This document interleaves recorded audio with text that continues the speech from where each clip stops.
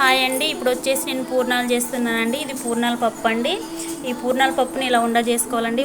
ఈ పూర్ణాల పప్పు ఉండని ఈ దోశ పిండిలో వేసి ఇలా చేసి గరిటెతోని ఇలా తీసి చిన్నగా ఇలా ఇలా వేయాలండి ఆయిల్లో పూర్ణం. చూడండి పూర్ణాలు ఎలా వేగుతున్నాయో.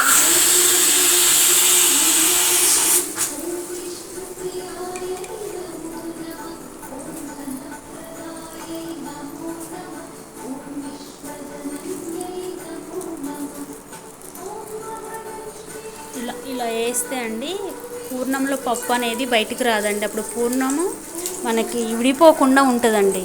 గరిటెతో ఇలా చేసి వేస్తే పూర్ణం అనేది విడిపోకుండా బయటికి పప్పు అనేది బయటికి రాకుండా ఉంటుందండి. చూడండి ఎలా వచ్చాయో పూర్ణాలు.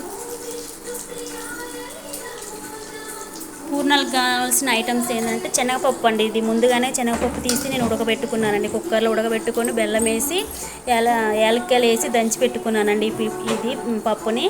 ఇది వచ్చేసి మినపప్పు బియ్యం వేసి దోసపిండి పట్టుకొని ఉన్నానండి.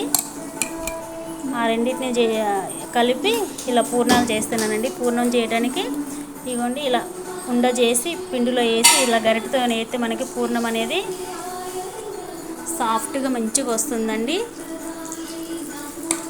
మీరు కూడా ఒకసారి ట్రై చేయండి. ఈ వీడియో నచ్చితే లైక్ చేయండి, షేర్ చేయండి, కామెంట్ పెట్టండి, సబ్స్క్రైబ్ చేయండి. నా వీడియోలన్నీ సబ్స్క్రైబ్ చేయండి, మర్చిపోకండి.